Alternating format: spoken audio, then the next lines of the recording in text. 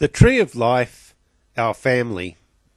Evolution is a process that results in heritable changes in a population from one generation to the next. This process, spread over many generations, has led to a tree-like relationship between all the species. In this video, we're going to look primarily at the relationship between us, man, and our cousin species. Our first cousin is the chimpanzee. Chimps and humans have evolved from a common ancestor somewhere between 5 and 7 million years ago. By this we mean that there have been successive heritable changes in the two separate populations since they became isolated. Isolation can be due to physical separation, however sexual preference can be sufficient in a shared location.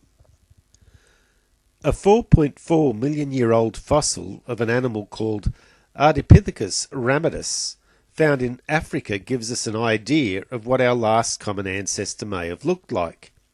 Yet this is still between 0.5 and 2.5 million years away from the actual common ancestor, so it's only a guide.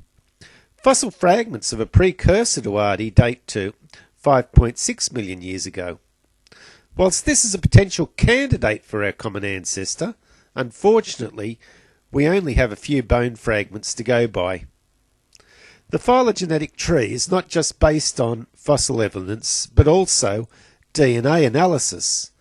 We can determine approximately when a common ancestor must have lived, even without its fossil. The population that split off to become chimps also split to produce another of our cousins, the bonobos. Bonobos share the same common ancestor that we have with the chimpanzees. Our cousins, the gorilla, diverged from our lineage 7 million years ago. So the gorilla is a slightly more distant cousin from us than that of the bonobos and chimps. Next cousin, the orangutan. As our shared last common ancestor with another species is found further back in time, the distance, family-wise, between us and our cousin increases. So the orangutan, which diverged about 14 million years ago, is a more distant relative yet again. The gibbons diverged 18 million years ago. Our next group of cousins are the Old World monkeys. Old World monkeys include the colobus monkeys, langurs, the proboscis monkey, and the macaques. So the Old World monkey lineage, after diverging from our own 25 million years ago, split again and again and again. Don't forget that our lineage has also diverged a number of times since 25 million years ago too. Common descent should not be thought of as being a ladder leading to man.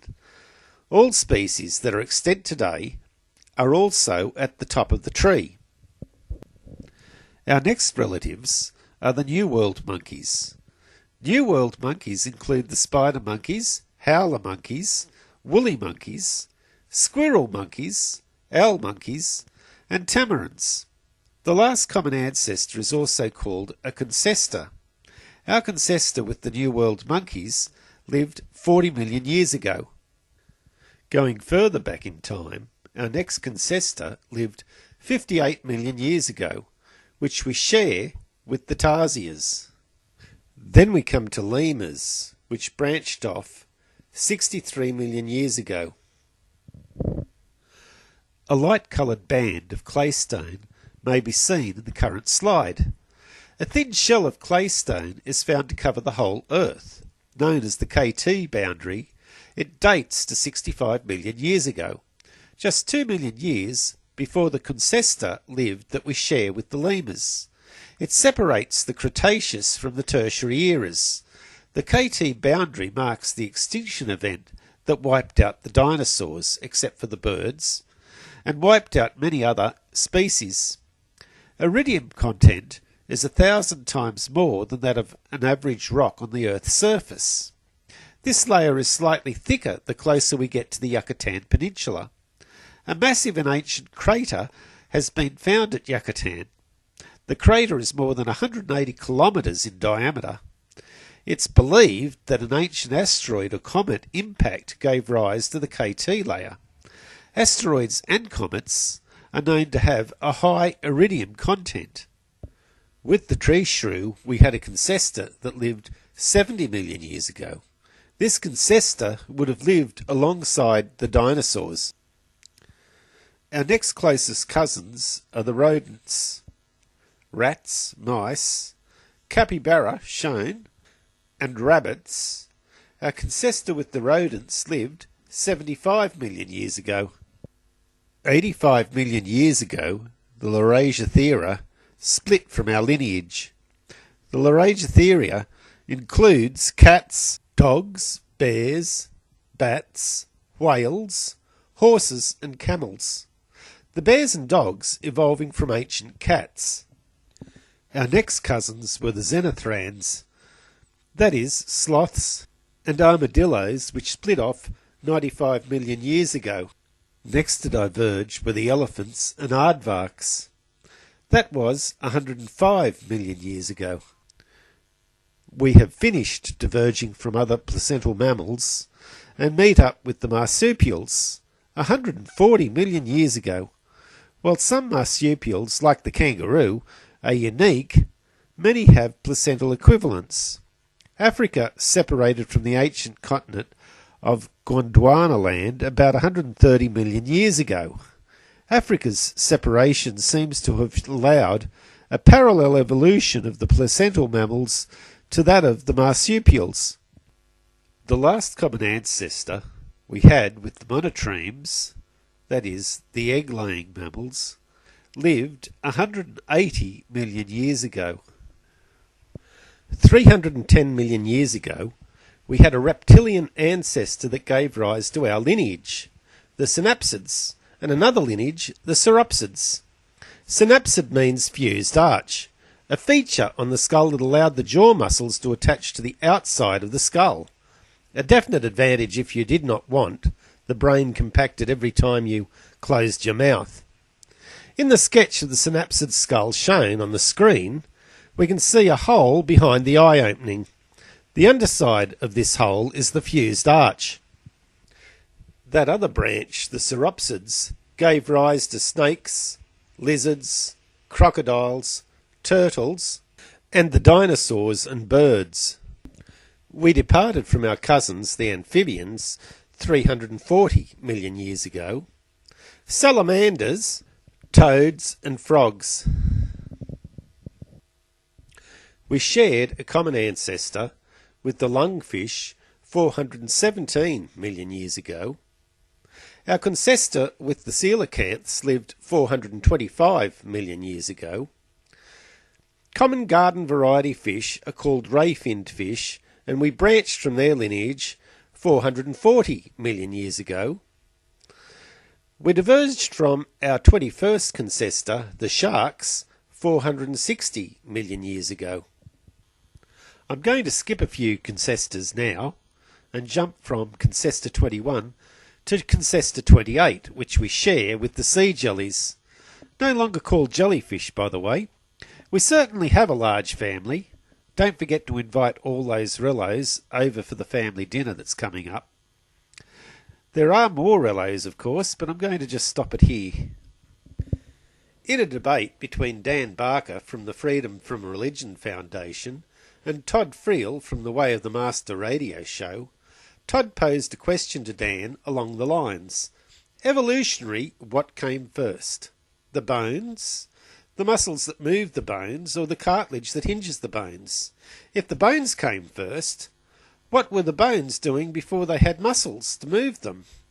Dan was a little stumped in his reply, but the answer is obvious when we go to the living organisms and the phylogenetic tree itself.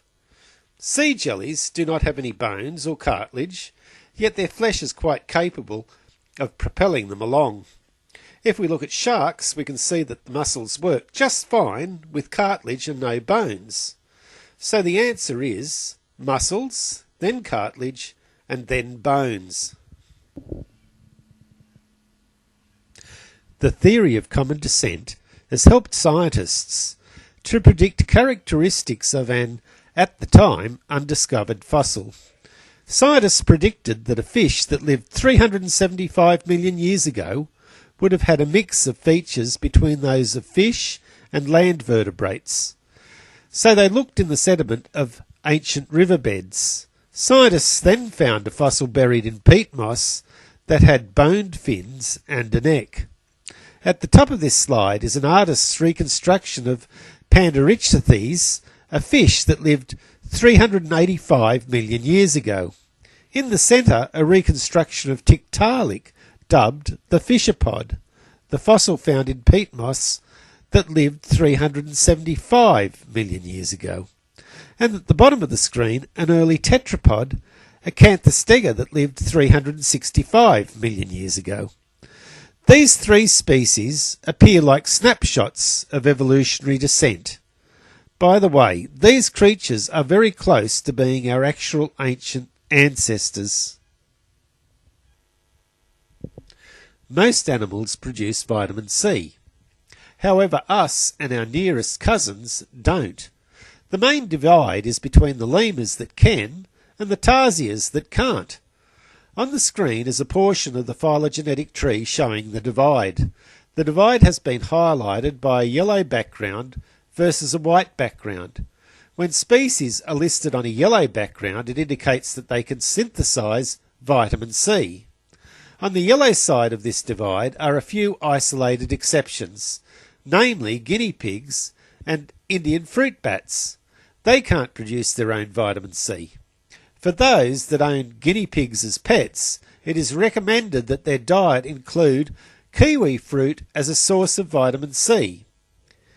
If common descent is true, then a likely explanation is that our ancestor that lived sometime after the lemurs branched off 63 million years ago, but prior to 58 million years ago, when the tarsiers branched off, lost this ability.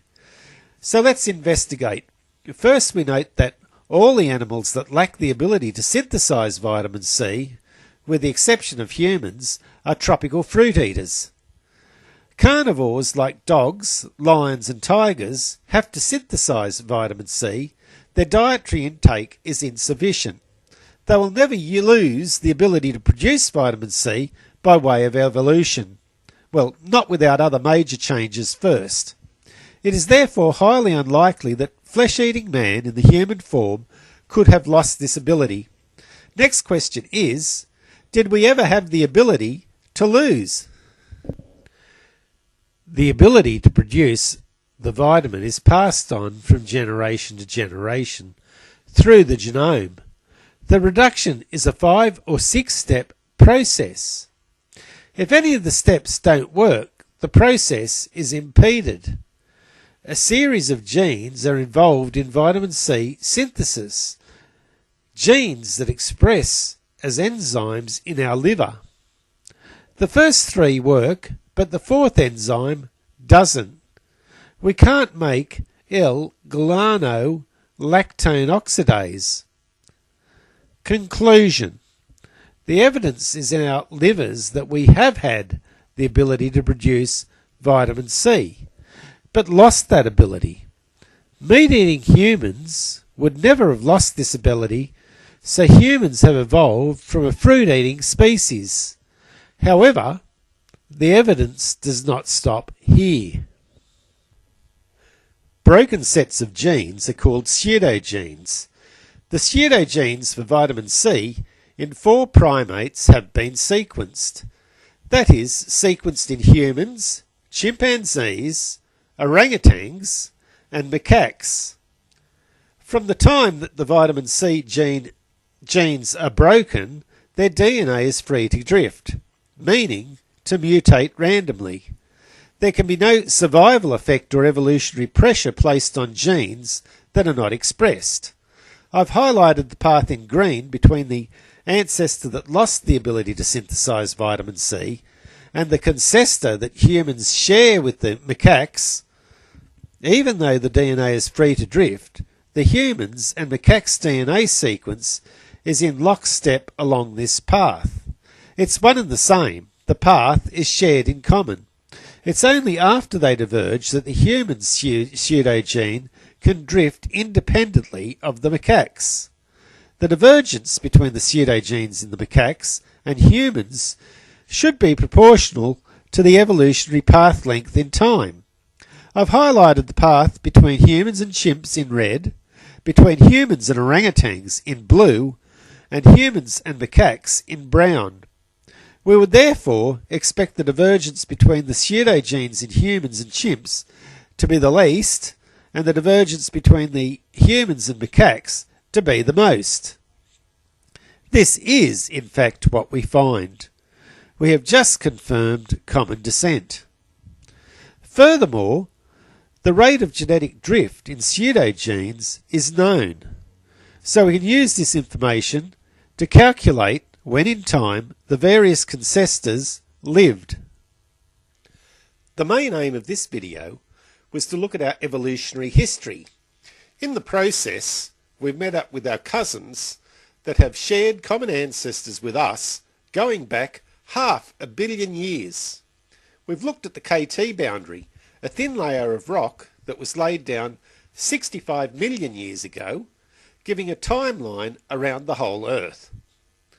Next, we looked at how the evolutionary record itself can be used to answer questions relating to the evolutionary sequence of events in biology. We determined that muscles evolved first, then cartilage, and then bone. Whilst there is a lot of other evidence supporting evolution in the phylogenetic tree, we've only cast our eyes over a small snippet here. We looked at how vitamin C genes demonstrate common descent in our lineage and other closely related primates. We also demonstrated that the evolutionary tree can be used to predict the traits of at the time undiscovered fossils and where in time to look for them.